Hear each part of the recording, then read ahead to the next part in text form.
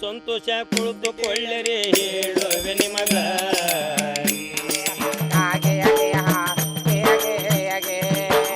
ಅಡವಿ ತಾಯಿ ಚೆನ್ನಾಗಿದ್ರೆ ಅನ್ನಕ್ಕೆ ಕೊರತೆ ಇಲ್ಲ. ಒಳ್ಳೆಯ ಪೈರು ಹಟ್ಟಿಗೆ ಬಂದ್ರೆ ಮಾಡೋಣ ಹಬ್ಬವ.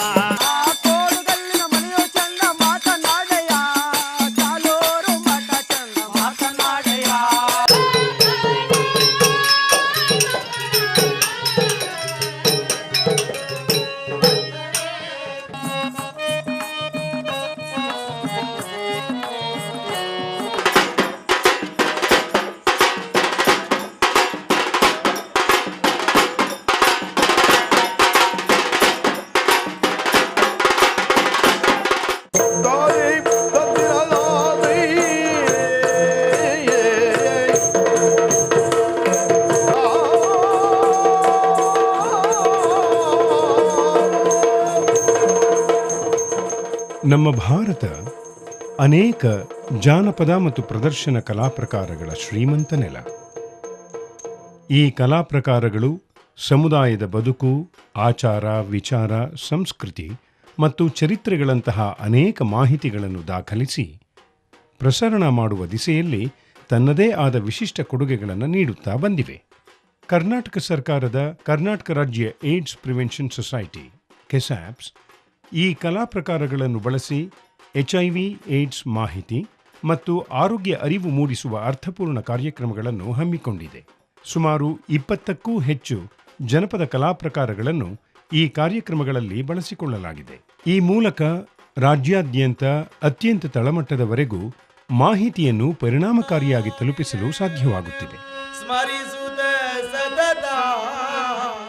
ಪ್ರೇಕ್ಷಕರಿಗೆ ವಿಶಿಷ್ಟ ರಂಜನೆಯನ್ನು ನೀಡುವ ಕಲೆ ತೊಗಲುಗೊಂಬೆಯಾಟ.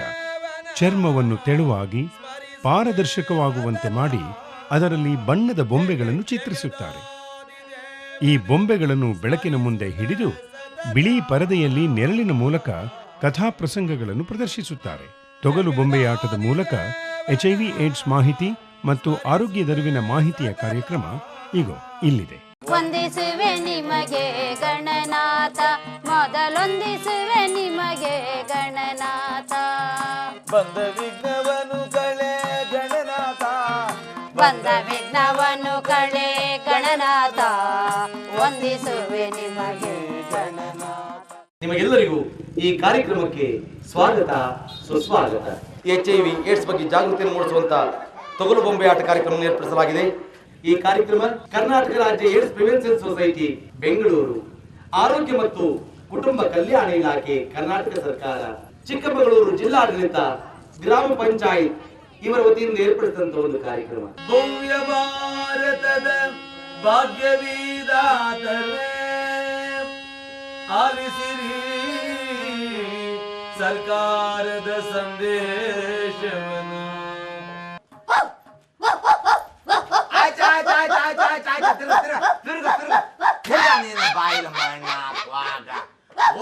ಜನ ಬರಾಕ್ ಬಿಡಾಕಿಲ್ವಲ್ಲ, ಇದು ಸಾಕ್ತು ಅನ್ ಮನೆ ಹಾಳಾಗೋಗ.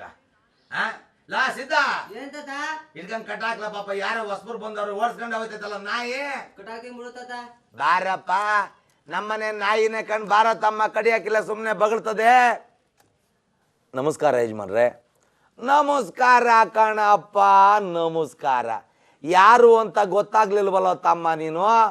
ನೋಡಿ ಯಜಮಾನ್ರೆ, ನಾವು ಆರೋಗ್ಯ ಮತ್ತು ಕುಟುಂಬ ಕಲ್ಯಾಣ ಇಲಾಖೆಯಿಂದ ಮತ್ತು ಏಡ್ಸ್ ಪ್ರಿವೆನ್ಷನ್ ಸೊಸೈಟಿ ವತಿಯಿಂದ ನಿಮ್ಮೂರಲ್ಲಿ ಒಂದು ಬೊಂಬೆ ಆಟ ತೋರಿಸೋಣ ಅಂತ ಬಂದಿದ್ದೀವಿ. ಬೊಂಬೆ ಆಟ ಅಲ್ಲ ಕಣ ತಮ್ಮ, ಇವತ್ತು ಮನೆ ಮನೆಗೂ TV ಆಗ್ಯಾವೆ. ಮುಂಜಾನೆಯಿಂದ ಸಂಜೆ ತನಕ ನಮ್ಮ ಜನ ಮೂರು ಸಿನಿಮಾ ನೋಡಿ ಡಿಸ್ ಹಾಕ್ಕೊಂಡು ಪುಸ್ ಅಂತ ಮನಗಿರ್ತಾರೆ. ಹಂಗಿರ್ಬೇಕಾದ್ರೆ ಯಾವುದೋ ಒಂದು ಹಳೆ ಕಾಲದ ಬೊಂಬೆ ಆಟ ತಗೊಬಂದು ತೋರಿಸ್ತೀನಿ ಅಂದ್ರೆ ಯಾರು ಬಂದು ನೋಡ್ತಾರೋ ತಮ್ಮ. ನಮ್ಮ ಭಾರತೀಯ ಸಂಸ್ಕೃತಿ ಸನಾತನವಾದದ್ದು. ನಮ್ಮ ಜಾನಪದ ಕಲೆಗಳು ನಮ್ಮ ಸಂಸ್ಕೃತಿಯ ತಾಯಿ ಬೇರು. ನಮ್ಮ ಮಳಿದಲ್ಲಿ ಎಂತೆಂಥ ಕಲೆಗಳಿದ್ದವು ಯಜಮಾನ್ರೆ. ಕರಪಾಲ ಮೇಳ, ಗೀಗಿ ಪದ, ಸುಗ್ಗಿ ಕುಣಿತ, ಕೋಲಾಟ, ಭಜನಾ ತಂಡಗಳು, ಸೋಬಾನೆ ಇವೆಲ್ಲ ಎಲ್ಲೋದ್ವು ಇವತ್ತು.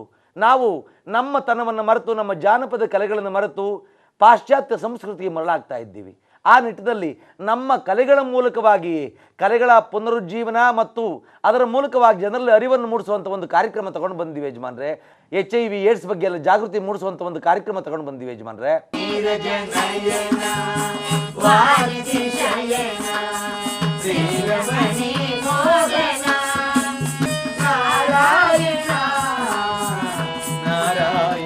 ನಿಮಿಷದಲ್ಲಿ ಈ ತ್ರಿಲೋಕವನ್ನೇ ಸಂಚಾರ ಮಾಡಿಕೊಂಡು ಬರ್ತಾ ಇರುವಿರಿ.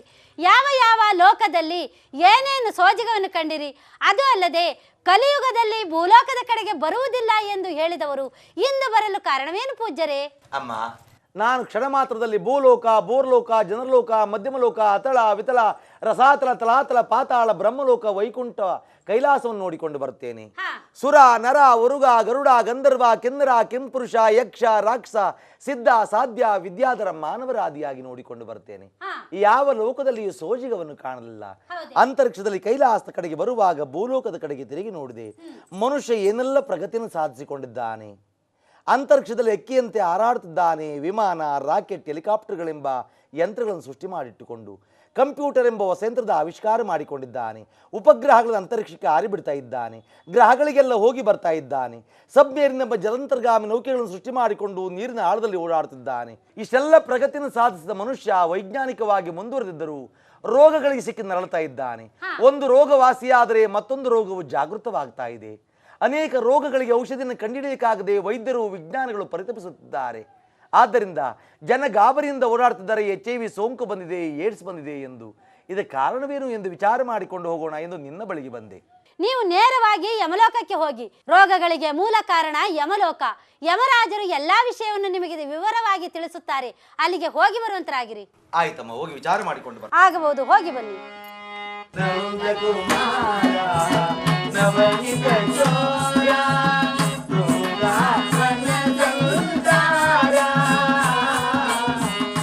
ಚಿತ್ರಗುಪ್ತರೇ, ಮಹಾಪ್ರಭು, ನಮ್ಮ ಸಮಸ್ಯೆಗೇನಾದ್ರೂ ಪರಿಹಾರವನ್ನು ಕಂಡುಹಿಡಿದಿರಾ?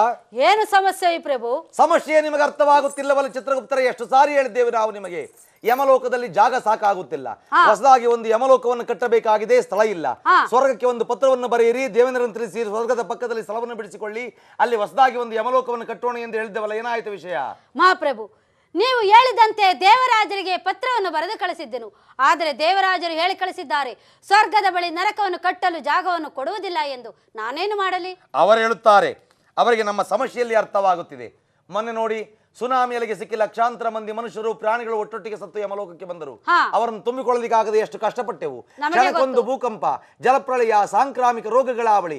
ಎಲ್ಲಿ ತುಂಬಿಕೊಳ್ಳುತ್ತೀರ ಅವರನ್ನೆಲ್ಲ ಒಂದು ಕೆಲಸ ಮಾಡಿ, ನಾವೇ ಹೋಗಿ ಸ್ಥಳವನ್ನು ಬಿಡಿಸಿಕೊಂಡು ಬರ್ತೇವೆ. ಅಲ್ಲಿ ತನಕ ಈ ಮನುಷ್ಯರನ್ನು, ಪ್ರಾಣಿಗಳನ್ನು ಒಟ್ಟೊಟ್ಟಿಗೆ ಕೂಡಿ ಹಾಕಿ. ಮಹಾಪ್ರಭು, ನೀವು ಹೇಳುವುದಕ್ಕಿಂತ ಮೊದಲೇ ಈ ಕೆಲಸವನ್ನು ಮಾಡಿದೆನು. ಪ್ರಾಣಿಗಳನ್ನು, ಮನುಷ್ಯರನ್ನು ಒಟ್ಟಿಗೆ ಕೂಡಲು ಹೋಗಿದ್ದೆ. ಆದ್ರೆ ನಮ್ಮೊಟ್ಟಿಗೆ ಮನುಷ್ಯರನ್ನು ಕೂಡಬೇಡಿ ಎಂದು ಪ್ರಾಣಿಗಳು ತುಂಬಾ ಗಲಭೆ ಮಾಡುತ್ತಿದ್ದಾರೆ. ಅರ್ಥವಾಯಿತು. ಭೂಲೋಕದಲ್ಲಿ ಮನುಷ್ಯರು ಪ್ರಾಣಿಗಳಿಗೆ ಚಿತ್ರಹಿಂಸೆ ಮಾಡಿ ಕೊಂದಿರುತ್ತಾರೆ. ಆದ್ದರಿಂದ ಆ ರೀತಿ ವರ್ತಿಸುತ್ತೇವೆ. ಮನುಷ್ಯರ ವಿಚಾರಣೆ ಯಾರದಿದೆ ಕರೆದುಕೊಂಡು ಬನ್ನಿ ಬೇಗದಿಂದ. ಕರೆದುಕೊಂಡು ಬಾ.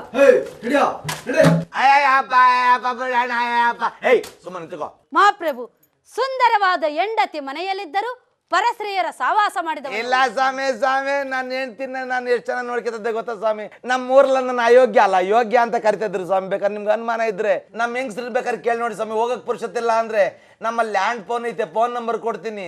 ನಮ್ಮ ಹೆಂಗಸ್ರ ಮೊಬೈಲ್ ಇದೆ, ಮೊಬೈಲ್ ನಂಬರ್ನು ಕೊಡ್ತೀನಿ. ನಿಮ್ಮ ಮೊಬೈಲ್ ಇದ್ರೆ ನಮ್ಮ ಹೆಂಗಸ್ರು ಈಗಲೇ ಬೇಕಾದ್ರೆ ಫೋನ್ ಮಾಡಿ ಕೇಳಿ ನೋಡಿ ಸ್ವಾಮಿ. ಬೇಕಾದ್ರೆ ಕರೆನ್ಸಿ ಇಲ್ಲ ಅಂದ್ರೆ ಮಿಸ್ ಕಾಲ್ ಕೊಟ್ಟಿದ್ದ ನಮ್ಮ ಹೆಂಗಸ್ರೆ ಫೋನ್ ಮಾಡ್ತಾಳೆ. ಯಮರಾಜನಾದ ನಾನು ಮೊಬೈಲ್ ಫೋನಿನಲ್ಲಿ ನಿನ್ನ ಹೆಂಡತಿ ಜೊತೆಯಲ್ಲಿ ಮಾತನಾಡಬೇಕೆ? ಮೂರ್ಖ ಮಾನವ ಕೇಟವೇ, ನಿಮಗೇನು ಕಡಿಮೆಯಾಗಿದೆ? ಭೂಲೋಕದಲ್ಲಿ ಶುದ್ಧವಾದ ಗಾಳಿ ಇದೆ, ಪರಿಶುದ್ಧವಾದ ನೀರಿದೆ, ಪ್ರಕೃತಿ ದತ್ತವಾದ ಎಲ್ಲ ವಸ್ತುಗಳಿದ್ದಾವೆ. ಪರಿಸರವನ್ನೆಲ್ಲ ಹಾಳು ಮಾಡ್ತೀರಾ. ಇಲ್ಲದ ರೋಗವನ್ನು ತಂದುಕೊಂಡು ನೀವು ಸಾಯುವುದಲ್ಲದೆ ನಿಮ್ಮ ನೆರೆಬರೆಯನ್ನು ಸಾಯಿಸ್ತೀರಾ. ಚಿತ್ರಗುಪ್ತರೇ, ಎಳೆದುಕೊಂಡು ಹೋಗಿ ಒಂದು ನರಕ ತಳ್ಳಿ ಆಮೇಲೆ ವಿಚಾರಣೆ ಮಾಡುತ್ತೇನೆ. ಕರೆದುಕೊಂಡು ಹೋಗು. ಹಣ ಉಳ್ಳಿಕ್ಕಿತ್ತು ಕಣ್ಣದ ಗುಡ್ಡೆ ಹಾಕಿದ್ದೀನಿ ಕಣ, ಮಾರ್ಬಿಟ್ಟು 10,000 ಕೊಡ್ತೀನಿ, ಬಿಟ್ಬಿಡೋಣ, ನಮ್ಮೂರ್ಗು ಐತೀನಿ. ಮಹಾಪ್ರಭು, ನಾರದರು ಬರ್ತಾರೆ. ಬರ್ಲಿ. ನಾರಾಯಣ ವೇದ ಪಾರಾಯಣ, ನಾರಾಯಣ ಹರಿ ನಾರಾಯಣ. ಪೂಜ್ಯರಿಗೆ ನಮೋ ನಮಃ. ಪೂಜ್ಯರೇ ನಮೋ ನಮಃ. ನಿಮಗೆಲ್ಲರಿಗೂ ಶುಭವಾಗಲಿ. ಇದೇನು ನಾರದರೆ, ಕಲಿಯುಗದಲ್ಲಿ ಭೂಲೋಕಕ್ಕೆ ಹೋಗುವುದಿಲ್ಲ ಎಂದು ಹೇಳಿದವರು ಭೂಲೋಕದ ಕಡೆಯಿಂದ ಬರ್ತಿರವಲ್ಲ, ಏನು ವಿಷಯ? ಭೂಲೋಕಕ್ಕೆ ಹೋಗಬಾರದೆಂದಿದ್ದೆ. ಅಂತರಿಕ್ಷದಲ್ಲಿ ಕೈಲಾಸದ ಕಡೆಗೆ ಹೋಗುವಾಗ ಭೂಲೋಕದ ಕಡೆಗೆ ತಿರುಗಿ ನೋಡಿದೆ. ಎಲ್ಲಿ ನೋಡಿದರೂ ರೋಗಗಳ ಹಾವಳಿ. ಅದಕ್ಕೆ ಈ ರೋಗಗಳು ಬರಲು ಕಾರಣವೇನೆಂದು ವಿಚಾರ ಮಾಡಿಕೊಂಡು ಹೋಗೋಣ ಎಂದು ನಿನ್ನ ಬಳಿಗೆ ಬಂದೆ. ನಾರದರೆ, ಇದಕ್ಕೆಲ್ಲ ಕಾರಣ ಸ್ವಯಂಕೃತ ಅಪರಾಧ. ಮನುಷ್ಯ ಪ್ರಕೃತಿಯ ಕೈಗೂಸು. ಎಲ್ಲ ಜೀವಿಗಳಂತೆ ತಾನು ಒಂದು ಜೀವಿ. ಆದರೆ ಪ್ರಕೃತಿಯನ್ನೆಲ್ಲ ತನ್ನ ಅಂಕೆಯಲ್ಲಿಟ್ಟುಕೊಳ್ಳುತ್ತಾ ಅನೇಕ ಅನಾಚಾರಗಳನ್ನು ಭೂಮಿ ಮೇಲೆ ಮಾಡ್ತಾ ಇದ್ದಾನೆ. ಅನೇಕ ರೋಗಗಳಿಗೆ ತಾನೇ ಮೂಲ ಕಾರಣ ಆಗ್ತಾ ಇದ್ದಾನೆ. ಇಂದು ಯಮಲೋಕದಲ್ಲಿ ವಿಶ್ವ ರೋಗಾಣುಗಳ ಮಹಾಸಮ್ಮೇಳನ. ಅಲ್ಲಿಗೆಲ್ಲ ರೋಗಾಣುಗಳು ಬಂದಿವೆ. ಅವರ ಪರಿಚಯ ಮಾಡಿಸಿಕೊಡ್ತೇನೆ. ಸ್ವಲ್ಪ ಚಿತ್ರಗುಪ್ತರೇ, ಆ ರೋಗಾಣುಗಳನ್ನು ಕರೆದುಕೊಂಡು ಬಂದ ನಾರದರಿಗೆ ಪರಿಚಯ ಮಾಡಿಸಿ. ಆಗಬಹುದು, ಕರೆದುಕೊಂಡು ಬರ್ತೇನೆ. ಮೂಗಿಂದ ಬಂದವರು ನಾವು, ಬಾಯಿಂದ ಹೊರಟವರು ನಾವು, ಕೆಮ್ಮಿಂದ ಬಂದವರು ನಾವು, ಸೀನಿಂದ ಸಿಡಿದವರು ನಾವು. H1N1 ಹಂದಿ ಜ್ವರ.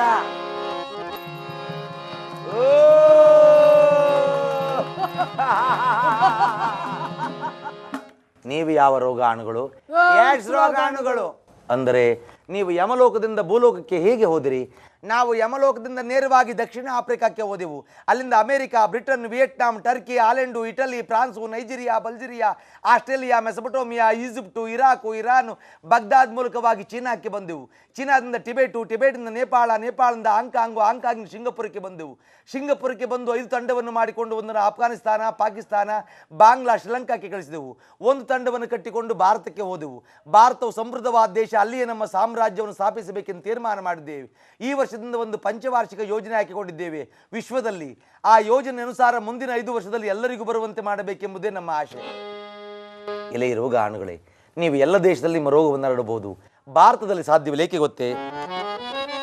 ಪುಣ್ಯ ಭೂಮಿಯದು ಭಾರತ, ಸಾಧು ಸಜ್ಜನರ ನೆಲವೀಡು, ತಪೋಧನರ ನಾಡು ಭಾರತ, ಪುಣ್ಯ ಭೂಮಿ ಭಾರತ.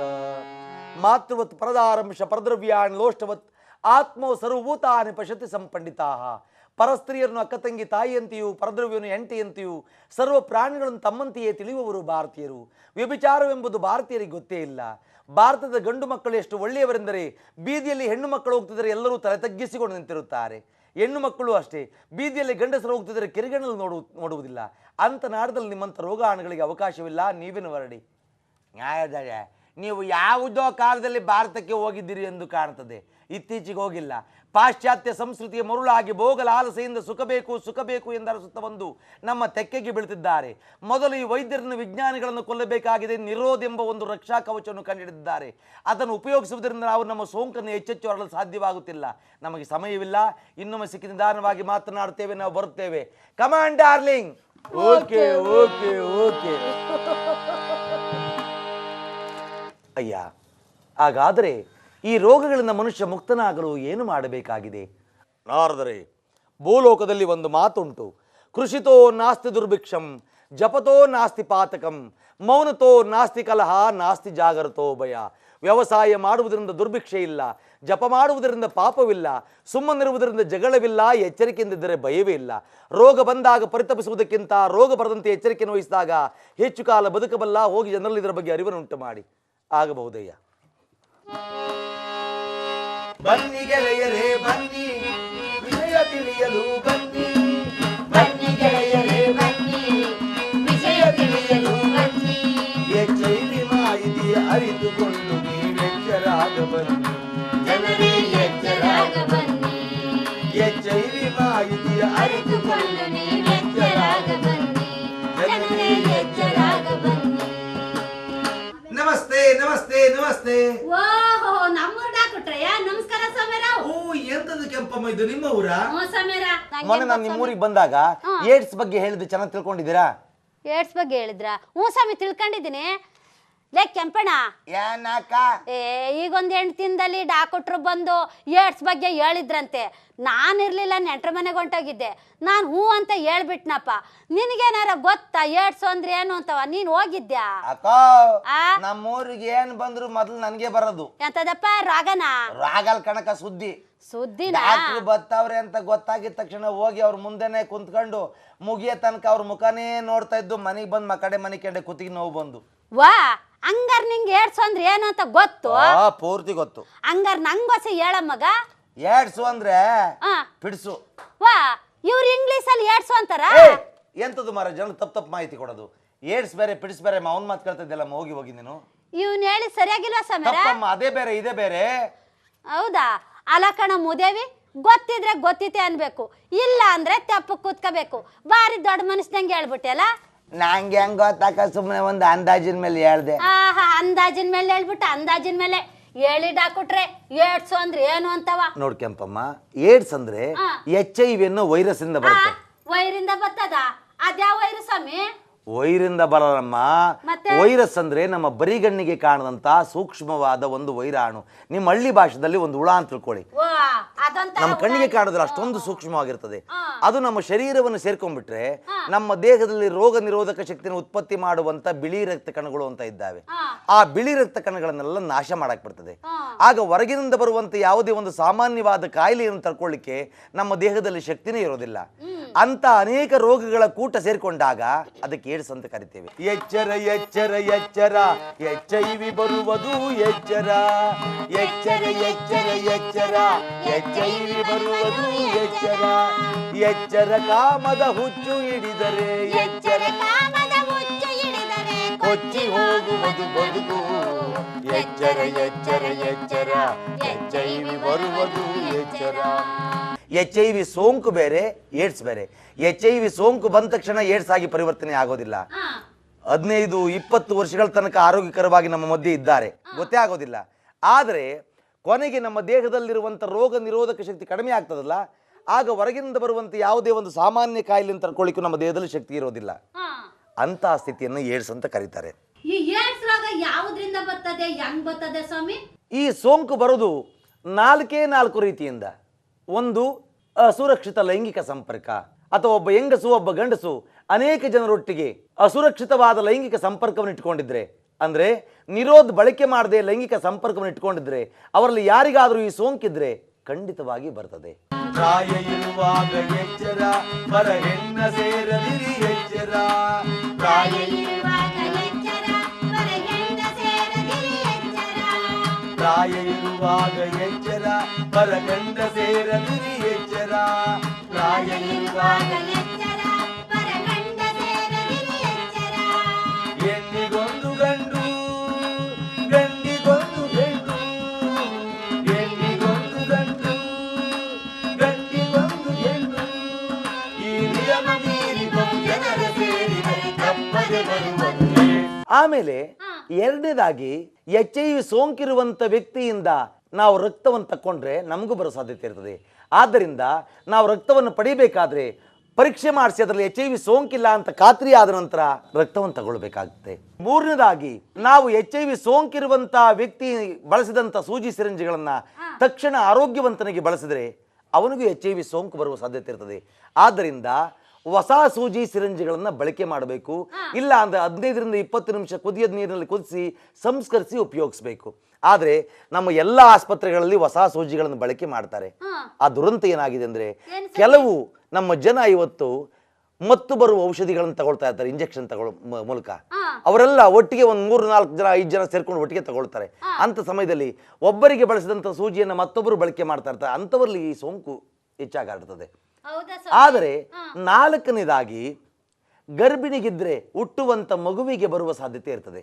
ಆದ್ರಿಂದ ಅದಕ್ಕೇನು ಮಾಡಿದ್ದಾರೆ, ಈಗ ಪ್ರತಿಯೊಂದು ಸಮುದಾಯ ಆರೋಗ್ಯ ಕೇಂದ್ರ, ಸರ್ಕಾರಿ ಆಸ್ಪತ್ರೆ, ಜಿಲ್ಲಾ ಆಸ್ಪತ್ರೆಗಳು, ತಾಲೂಕು ಆಸ್ಪತ್ರೆಗಳಲ್ಲಿ PPTCT ಅಂದ್ರೆ ತಂದೆ ತಾಯಿಯಿಂದ ಮಗುವಿಗೆ ಬರಬಹುದಾದ ಸೋಂಕು ನಿವಾರಣಾ ಕೇಂದ್ರ ಅಂತೇಳಿ ಅಲ್ಲಿ ಕರ್ಕೊಂಡು ಹೋದ್ರೆ ತಾಯಿಯಿಂದ ಮಗುವಿಗೆ ಬರದಾಗೆ ತಡೆಗಟ್ತಾರೆ. ಮೊದಲು ಹೇಗಿತ್ತು ಗೊತ್ತಾ, ಹೆರಿಗೆ ಸಮಯದಲ್ಲಿ ನವಿರಾಪಿನ ಒಂದು ದ್ರಾವಣವನ್ನು ಮಗುವಿಗೆ ಮತ್ತು ಮಾತ್ರೆಯನ್ನು ತಾಯಿ ಕೊಡೋದ್ರಿಂದ ಮಗುವಿಗೆ ಬರದಾಗೆ ತಡೆಗಟ್ತಾ ಇದ್ರು. ಆದರೆ ಇನ್ನೂ ಈಗ ಏನಾಗಿದೆ ಅಂದ್ರೆ, ಆಕೆ ಗರ್ಭಿಣಿ ಅಂತ ಗೊತ್ತಾದ ತಕ್ಷಣ 3 ತಿಂಗಳಲ್ಲಿ ಆಕೆಗೆ ಚಿಕಿತ್ಸೆಯನ್ನು ಪ್ರಾರಂಭ ಮಾಡ್ತಾರೆ. ಪ್ರಾರಂಭ ಮಾಡಿ ಮಗು ಹಾಲು ಬಿಟ್ಟ ನಂತರ ಮತ್ತೆ 1 ತಿಂಗಳ ಆಚೆಗೆ ಅಲ್ಲೇ ತನಕ ಚಿಕಿತ್ಸೆಯನ್ನು ಕೊಟ್ಟು ತಾಯಿಯಿಂದ ಮಗುವಿಗೆ ಬರದಾಗೆ ತಡೆಗಟ್ತಾರೆ. ಈ 4 ರೀತಿಯಿಂದಲ್ಲದೆ ಅವ್ರ ಜೊತೆಯಲ್ಲಿ ವಾಸ ಮಾಡೋದ್ರಿಂದ ಬರೋದಿಲ್ಲ, ಕೈ ಕುಲ್ಕೋದ್ರಿಂದ ಬರೋದಿಲ್ಲ, ಮೈ ಮುಟ್ಟೋದ್ರಿಂದ ಬರೋದಿಲ್ಲ, ಸೊಳ್ಳೆ ತಿಗಣೆ ಕಡಿಯೋದ್ರಿಂದ ಬರೋದಿಲ್ಲ, ಒಂದೇ ಶೌಚಾಲಯ ಈಜುಕೊಳವನ್ನು ಬಳಕೆ ಮಾಡೋದ್ರಿಂದ ಬರೋದಿಲ್ಲ, ಕೆಮ್ಮೋದ್ರಿಂದ ಸೀನೋದ್ರಿಂದ ಬರೋದಿಲ್ಲ. ಇದ್ರ ಬಗ್ಗೆ ನಾವು ಜಾಗೃತರಾಗಿರ್ಬೇಕು. ಈಗ ನಮ್ಮೂರಲ್ಲಿ ಕೆಲವರು ಅವರೇ ಅಂತ ಇಟ್ಕೊಂಡ್ಬಿಡು, ಅವ್ರಿದ್ರೆ ನಾವು ಅವ್ರನ್ನ ಊರಿಂದ ಊರ್ ಬಿಟ್ಟು ಓಡಿಸ್ಬಿಟ್ರೆ ಒಳ್ಳೇದಲ್ವಾ? ತಪ್ಪಪ್ಪ. ಕಳಂಕ ತಾರತಮ್ಯ ಮಾಡಬಾರ್ದು. ಆಕಸ್ಮಿಕವಾಗಿ ನಮಗೆ ಗೊತ್ತಿಲ್ದೋ ಈ ಸೋಂಕು ಬಂದಿದೆ, ನಮ್ಮ ಮಧ್ಯೆ ಇದ್ದಾರೆ, ಅವ್ರನ್ನ ಪ್ರೀತಿಯಿಂದ ವಿಶ್ವಾಸದಿಂದ ನೋಡ್ಕೊಳ್ಬೇಕು. ಆದ್ರೆ ನೀವು HIV ಸೋಂಕು ಬಂದಿದೆ ಅಂತ ಹೇಗೆ ಗೊತ್ತು ಮಾಡ್ತೀರಾ? ಕೇವಲ ರಕ್ತ ಪರೀಕ್ಷೆಯಿಂದ ಮಾತ್ರ ಪತ್ತೆ ಮಾಡ್ಲಿಕ್ಕೆ ಸಾಧ್ಯ ಆಗೋದು. ಅದಕ್ಕೇನ್ ಮಾಡಿದ್ದಾರೆ, ಪ್ರತಿಯೊಂದು ಸರ್ಕಾರಿ ಆಸ್ಪತ್ರೆಯಲ್ಲಿ ICTC ಅಂತ ಒಂದು ಕೇಂದ್ರ ಮಾಡಿದ್ದಾರೆ. ಅದಕ್ಕೆ ಆಪ್ತ ಮಿತ್ರ ಅಂತ ಕರೀತಾರೆ. ನಾವು ಸ್ವಯಂ ಪ್ರೇರಿತರಾಗಿ ಹೋದ್ರಲ್ಲಿ ಅವರು ನಮ್ಮನ್ನು ಪರೀಕ್ಷೆ ಮಾಡ್ತಾರೆ. ಅಲ್ಲಿ ಆಪ್ತ ಸಮಾಲೋಚಕರು ಅಂತ ಇರ್ತಾರೆ. ಆಪ್ತ ಸಮಾಲೋಚನಾ ಮತ್ತು ಪರೀಕ್ಷಾ ಕೇಂದ್ರ ಅಂತ ಯಾಕೆ ಕರೀತಾರೆ ಅಂದ್ರೆ, ಅಲ್ಲಿ ಹೋದ ತಕ್ಷಣ ನಮ್ಮ ಸಮಾಲೋಚನೆ ಮಾಡ್ತಾರೆ. ನೀನು ಯಾಕೆ ಬಂದಿದ್ಯಾ, ನಿನಗೇನು ಈ ವಿಷಯ ಅಂತ ಹೇಳಿ. ಆಮೇಲೆ ನಾವು ಒಪ್ಪಿಗೆ ಕೊಟ್ರೆ ನಮ್ಮ ರಕ್ತವನ್ನು ಉಚಿತವಾಗಿ ಪರೀಕ್ಷೆ ಮಾಡ್ತಾರೆ. ಅದನ್ನು ಗುಟ್ಟಾಗಿಟ್ಟಿರ್ತಾರೆ, ಯಾರಿಗೂ ತಿಳಿಸೋದಿಲ್ಲ. ನಮಗೇನಾದ್ರೂ HIV ಸೋಂಕಿದೆ ಅಂತ ಗೊತ್ತಾದ ತಕ್ಷಣ ಮತ್ತೆ ನಮಗೆ ಧೈರ್ಯ ತುಂಬುತ್ತಾರೆ. ಮತ್ತೆ ನಾವು ನಮ್ಮ ಜೀವನವನ್ನು ಯಾವ ರೀತಿ ನಾವು ನಡೆಸ್ಕೊಳ್ಬೇಕು ಅಂತ ತಿಳಿಸ್ಕೊಳ್ತಾರೆ. ART ಅನ್ನೋ ಔಷಧಿ ಇದೆ, ಈಗ ಸರ್ಕಾರ ಉಚಿತವಾಗಿ ಕೊಡ್ತಾ ಇದೆ. CD ಸಂಪೂರ್ಣವಾಗಿ ಗುಣಪಡಿಸೋಕ್ಕಾಗೋದಿಲ್ಲಮ್ಮ, ಆದ್ರೆ ನಮ್ಮ ಜೀವಿತಾವಧಿಯನ್ನ ಹೆಚ್ಚು ಮಾಡ್ಕೊಳ್ಬಹುದು. ಈಗ HIV ಸೋಂಕು ಬಂದಿದೆ ಅಂತ ಇಟ್ಕೋ, ನಮಗೆ CD4 ಅಂತ ಲೆಕ್ಕ ಮಾಡ್ತಾರೆ. ಅದು ಕಡಿಮೆ ಇದ್ರೆ ತಕ್ಷಣ ART ಚಿಕಿತ್ಸೆಯನ್ನು ಕೊಡ್ತಾರೆ. ವೈದ್ಯರ ಸಲಹೆಯನ್ನು ಪಡ್ಕೊಂಡು ತಗೊಳ್ಬೇಕು ನಾವು ಅದನ್ನ. ಆ ತಗೊಳ್ಳೋದ್ರಿಂದ HIV ಸೋಂಕು ಆಗಿರುತ್ತಲ್ಲ, ಅದರಿಂದ ಏಡ್ಸ್ ಆಗಿ ಪರಿವರ್ತನೆಯಾಗೋದನ್ನು ತಡೆಗಟ್ಟಬಹುದು. ಈಗ ಇದನ್ನು ಪಡ್ಕೊಳ್ತಾರೆ ಅವರು ನಮ್ಮ ಮಧ್ಯೆ ಇದ್ದಾರೆ. 15, 20, 25 ವರ್ಷಗಳ ತನಕ ಆರೋಗ್ಯಕರವಾಗಿದ್ದಾರೆ. ಆದ್ರಿಂದ ಅವ್ರನ್ನ ಪ್ರೀತಿ ವಿಶ್ವಾಸದಿಂದ ನೋಡ್ಕೊಳ್ಳೋದಾಗ ಹೆಚ್ಚು ಕಾಲ ಬದುಕ್ತಾರೆ. ನಾನು ಹೇಳಿದ್ನಲ್ಲ ಮೊದಲು, ಅವ್ರ ಜೊತೆಯಲ್ಲಿ ವಾಸ ಮಾಡೋದ್ರಿಂದ ಈ ಸೋಂಕು ಬರೋದಿಲ್ಲ. ಈ 4 ರೀತಿಯಿಂದಲ್ಲದೆ ಬೇರೆ ಯಾವುದೇ ರೀತಿಯಿಂದ ಬರೋದಿಲ್ಲ. ಎಚ್ಚರದಿಂದಿರೆ ಸೋಂಕಿದು ಬರದು, ಬಂದ ಮೇಲೆ ಇದು ಹೋಗಲಾರದು. ಎಚ್ಚರದಿಂದಿರೆ ಸೋಂಕಿದು ಬರದು, ಬಂದ ಮೇಲೆ ಇದು ಹೋಗಲಾರದು. ಬಂದಿದ್ದರು ಭಯ ಬೀಳಬಾರದು, ಬಂದಿದ್ದರು ಭಯ ಬೀಳಬಾರದು. ART ಚಿಕಿತ್ಸೆಯು ಇದಕ್ಕೆ ಇರುವುದು. ಮದುವೆಯಾಗುವ ತನಕ ಬ್ರಹ್ಮಚರ್ಯವನ್ನು ಪಾಲಿಸೋಣ. ಆನಂತರ ನಂಬಿಕೆಯುಳ್ಳ ಏಕೈಕ ಸಂಗಾತಿ, ಪರೀಕ್ಷಿಸಿದ ರಕ್ತ, ಸಂಸ್ಕರಿಸಿದ ಸೂಜಿ ಸಿರಿಂಜು ಅಥವಾ ಹೊಸ ಸೂಜಿ ಸಿರಿಂಗಳನ್ನು ಬಳಕೆ ಮಾಡುವುದು, ಗರ್ಭಿಣಿಗಿದ್ರೆ ಹುಟ್ಟುವಂತ ಮಗುವಿಗೆ ಬಾರದಂತೆ PPTCT ಕೇಂದ್ರಕ್ಕೆ ಕರೆದುಕೊಂಡು ಹೋದರೆ ತಾಯಿಯಿಂದ ಮಗುವಿಗೆ ಬರದಾಗೆ ತಡೆಗಟ್ತಾರೆ. ಆದ್ದರಿಂದ ಇದರ ಬಗ್ಗೆ ನಾವು ಜಾಗೃತರಾಗೋಣ, ನಾವು ತಿಳಿಸೋಣ. ಸರ್ವಜನೋ ಸುಖಿನೋ ಭವಂತು. ನಾವು ನೋಡಿದಂಥ ಕಾರ್ಯಕ್ರಮವನ್ನು ನೀವು 100 ಜನರಿಗೆ, 1000 ಜನರಿಗೆ ಇದನ್ನು ಹೇಳಿದಾಗ